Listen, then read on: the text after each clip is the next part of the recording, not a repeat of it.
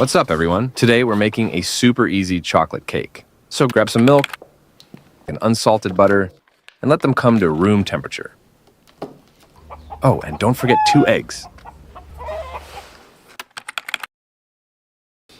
Grab a big bowl. It'll make mixing easier and keep things nice and tidy. Add 1 3/4 cups of flour, 2/3 cup of cocoa powder, and 2 teaspoons of baking powder. Now sift it all together. The best part about this recipe, it's a total lifesaver when you're short on time or just not in the mood for complicated baking. Just mix it all together and you'll have a quick chocolate treat in no time. Next, add some sugar, just granulated white, and a pinch of salt. Mix everything together until it's well combined. While you're mixing, think about how nice it is to make something so simple yet so delicious. It's kind of like life. Sometimes the best things are the simplest. Now, let's prep the pan. Line the bottom of an 8-inch springform pan with parchment paper and grease it with butter. Make sure the parchment circle is a bit larger than the pan bottom, so it fills in the gaps and keeps the batter from leaking out. By the way, here's a quick and easy way to make a circle. Fold the parchment paper in half, and then fold it again. Next, fold it diagonally, and fold it diagonally one more time. This will give you a triangle shape. Position the tip at the center of the pan to check the size, then trim slightly beyond the radius. And just like that, you've got a perfect circle. Now, crack 2 eggs into the bowl. No shells, please, unless you're trying to add some extra crunch.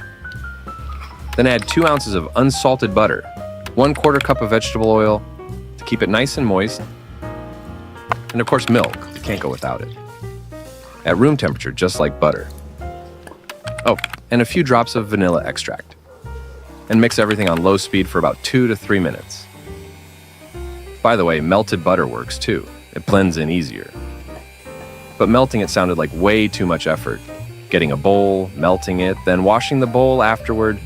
Yeah, no, thanks. Not today. So I just threw in a chunk. Now pour the batter into the pan. Yep, scrape it all out, guys. Every last drop. Pop it in the oven and let it bake for about 60 minutes. The cake will rise and probably crack, but don't worry, that's totally normal.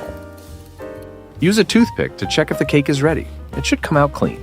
If it doesn't, keep baking, checking every 5 minutes with the toothpick until it comes out clean. Take the cake out of the oven and let it cool for 10 minutes before you do anything else. Now run a knife around the edges, just to make sure the cake didn't stick to the sides of the pan. And carefully remove the cake from the pan. Transfer the cake to a cooling rack, a plate, or whatever you have, so it can cool to room temperature. Peel off the parchment paper, tuck the cake in plastic wrap, and let it rest in the fridge for 40 to 60 minutes. This will help the crust soften and become nice and moist. Meanwhile, let's make the frosting. In a bowl, add about 1/3 cup of powdered sugar and 4 ounces of mascarpone cheese. You can also use Philadelphia if you like. Beat on low speed for 2 to 3 minutes until you get a creamy, airy texture. I always love this part. There's something so satisfying watching the mixer turn simple ingredients into something smooth and creamy. Next, in a separate tall glass, pour in 1/4 cup of heavy cream. And beat the heavy cream as well. It's easier to do it in a tall glass since the amount isn't that big. Beat it for a couple of minutes on medium speed until it thickens and starts to form soft peaks. You'll notice it getting fluffier and creamier, just the way we want it. Add the whipped cream to the mascarpone and fold it in with a silicone spatula. Just look at how gorgeous this is. Too bad we can't just dive in and eat it straight from the bowl. Gotta save it for our cake, guys. By the way, what's your favorite frosting flavor? Drop your comments below, I'd really like to know. Now, carefully trim the top of the cake using a serrated knife. Just run it around the edges like we did in another video. Then slide the thread through for a clean cut. Just like that. Carefully remove the top. Don't worry if it breaks. Let's not cry over it, folks. And now we need to slice it in half. I'm using this cake cutting wire, or a cake leveler, I think it's called. But you can totally use a serrated knife and some thread. Now, to keep the top layer from breaking, I gently slide a piece of parchment paper between the two cake layers, so the top layer rests on the paper. Then, carefully lift it up and transfer it onto a plate or any flat surface you've got nearby. And simply remove the parchment paper from underneath the cake layer. Drop the frosting onto the first layer and spread it evenly across, using an offset spatula like you're some sort of sculptor or builder. Or, just use a knife, a spatula, or whatever else you've got within your arm's reach. Oh, it's so smooth. The frosting looks gorgeous, doesn't it? Then carefully place the second layer on top. By the way, if you're enjoying this video so far, make sure to give it a thumbs up and subscribe to the channel. Now, let's make the ganache. Grab a bar of 70% dark chocolate and chop it up nice and fine. The smaller the pieces, the smoother it melts. Then pour 2/3 cup of heavy cream into a saucepan and heat it over low heat until bubbles start forming around the edges. Don't let it boil, guys, or you'll end up with grainy ganache. Turn off the heat, remove it from the stove, and pour the cream over the chocolate.